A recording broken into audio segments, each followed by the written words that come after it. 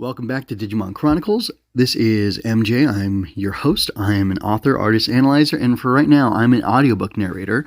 I will be continuing with Chapter 1, Part 8 of Eiji, Wolf of the Ninth Avenue, which is, of course, the first chapter in the Digimon Seekers serial novel celebrating the 25th year of Digimon with a book of all things, because why not?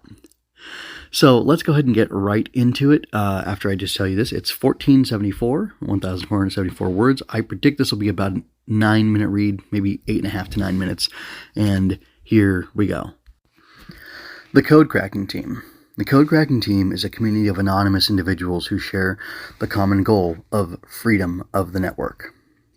Freedom of the digital world. There is no membership list. It is not a club of friends. There are various groups within the Code Cracking Team. They have different ideologies, principles, and goals. Often, there are fights among them. Crack teams are at odds with the existing law and authority, the government. They are a group of outcasts who have been labeled as an antisocial group. This is the common denominator through a process of elimination. Nevertheless, those who call themselves code crackers more or less agree with the philosophy of the Code Cracking Team and participate in its activities in a relaxed manner. On the monitor, a short movie uploaded to the Grim video service is shown to promote the Code Cracking Team. Freedom of the network, freedom of the digital world. The digital world has no borders and no laws. Therefore, no government or law can block all activities involving Digimon. Ryu Senji speaks. This is a common argument from the Code Crackers' side. I don't know anything about the details. I had no connections, no education, and it was simply the most lucrative job for me at the time. He first got interested in code cracking in high school. One of his questionable seniors talked him into doing it for the money. It's a common occurrence. It was probably a good fit for him. He made more than enough money doing it on a part-time basis. But after passing on the college entrance exams, Eiji started to take code cracking much more seriously. He decided he'd try to make a living at it. You can do whatever you want. It's true. I can work however I want. But to the government, code crackers are the network's worst offenders, causing nothing but trouble. But be careful of traps. Get greedy and the Digi-Police will come after you. The police department that handles cyber crimes has a team that deals with Digimon crimes, the Digi-Police.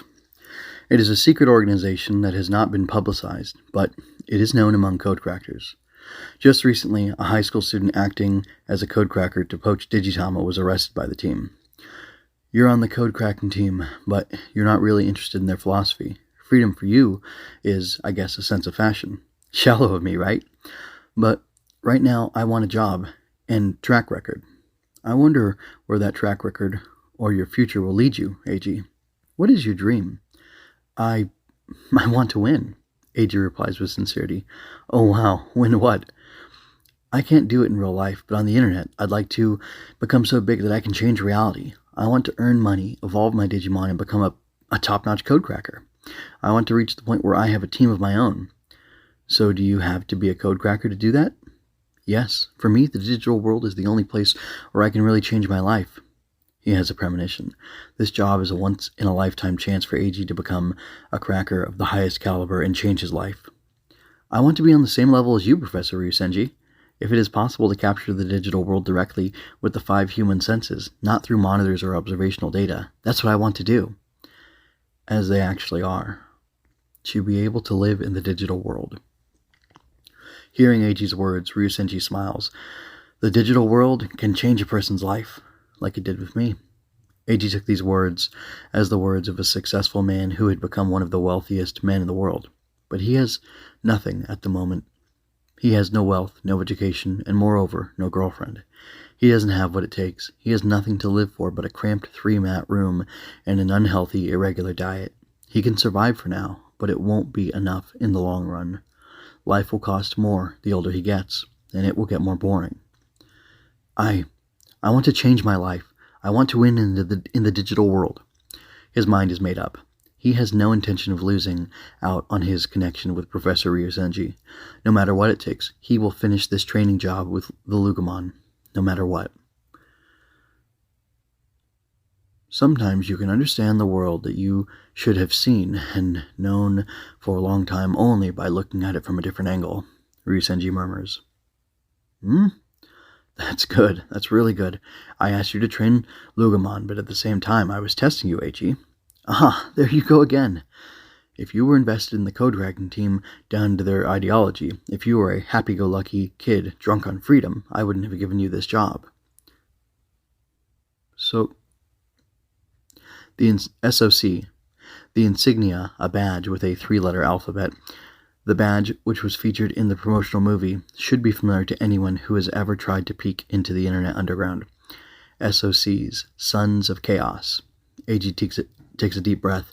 The Sons of Chaos, it appears you know of them? Of course I do. They're an incredibly famous code-cracking group. What is your honest impression of SOC?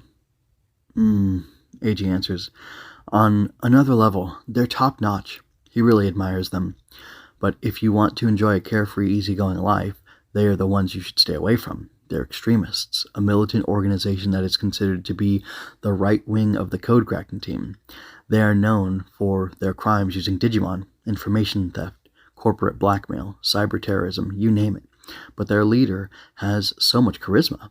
The Cyclops incident, the legendary code cracker, Tartaros, a person who is at war with the world. The Cyclops incident won't be described here.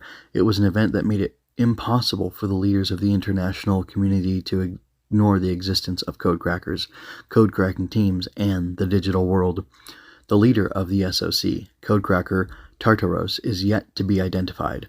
All that's known about him is that he's apparently Japanese. He is a dark hero. Tartaros is very popular, much more popular than I am. Ryusenji smiles.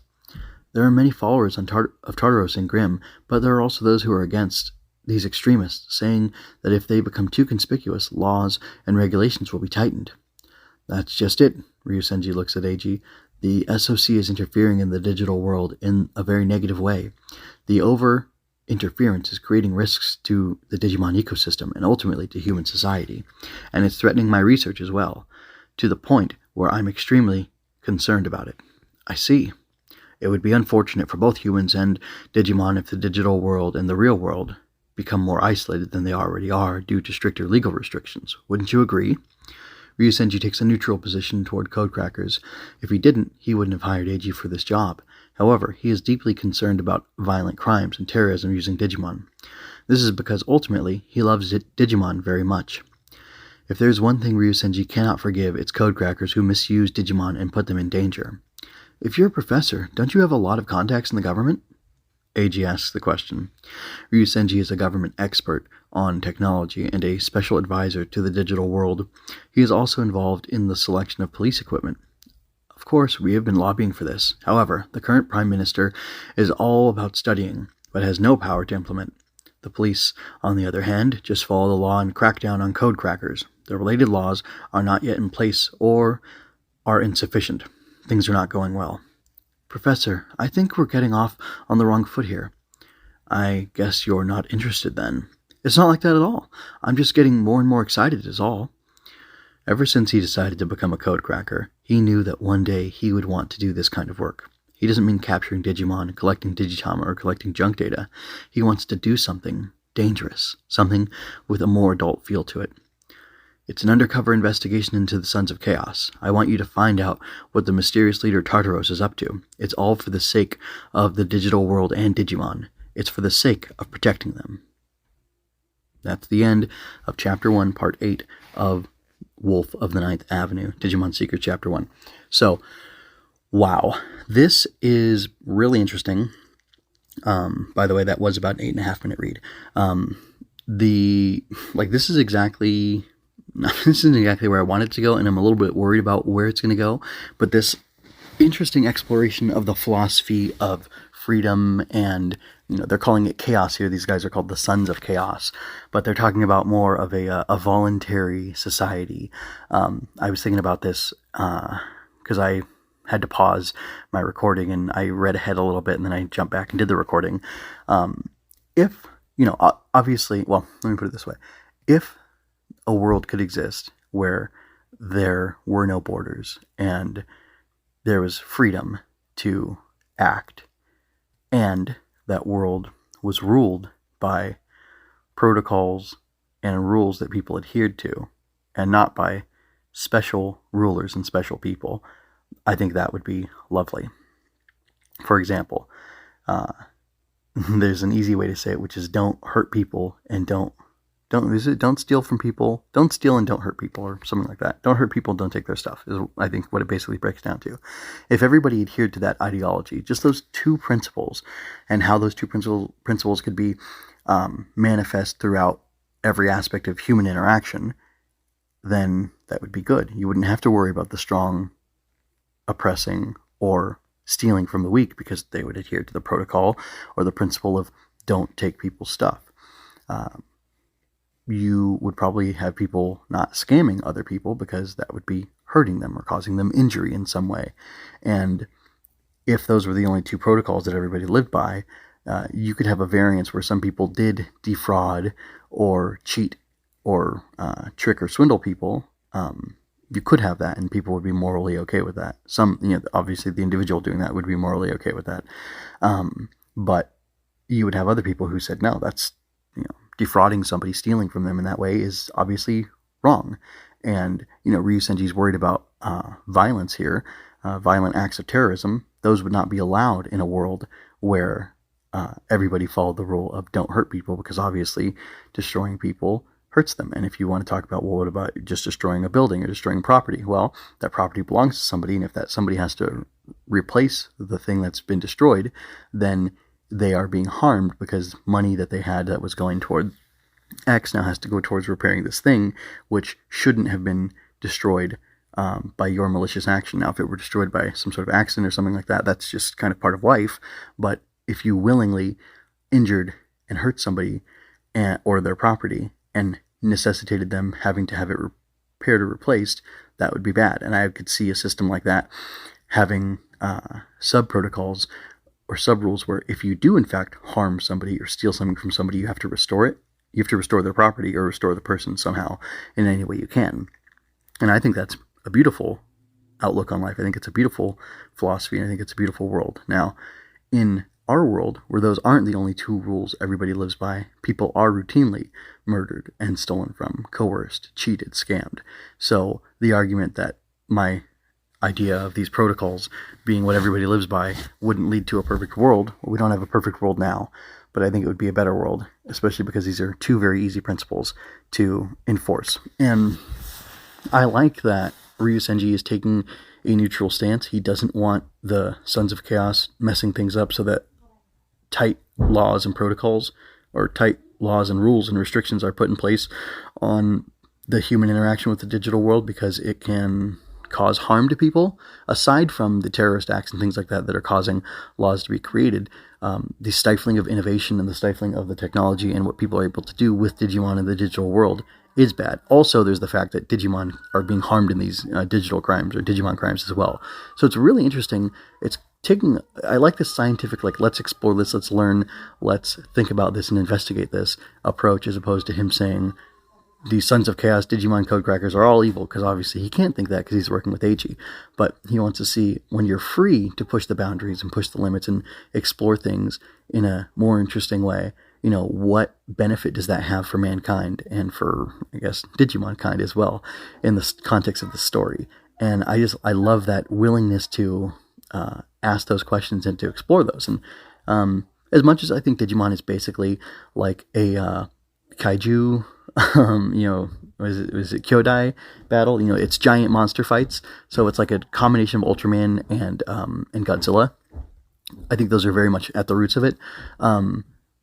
Those, are science fiction shows, and they are speculative fiction by that nature, and they're meant to ask, or it's not Godzilla's not a show originally, but you know what I'm saying. They're meant to ask questions about man and his place in the world and how we do things, and what is right for us to do and how should we interact with the world. And I think that's what we're having explored here, and that feels very much in line with the roots of what Digimon is. And like I said, Ultraman and Godzilla being the basis for Digimon in a lot of ways, or at least the shows. I don't know with the games, but the shows I think definitely have that in mind in their creation and their inception. And I think last time I mentioned that I don't really know what the theme of Digimon is, like the theme of the story, but I do think that something in what I said about a cross between Godzilla and Ultraman has something to do with the theme, something about understanding our world and understanding our place in it to a certain extent, and like what we do with what we're given. I know that's a very broad theme, but I still think that's pretty close to what it actually is. And I think I'm actually beyond the time that I had allotted for myself. So I'm going to go ahead and get out of here. I thank you for listening, and I ask that you join me next time. I hope you enjoyed that. Go to mjmunoz.com to leave any questions, comments, or other feedback you might have. There you can find all of my analysis, art, and fiction. I cover books, tokusatsu, comic books, anime, and more. Look around. You're sure to find something else that you'll enjoy as well. This has been a Story Over Everything production.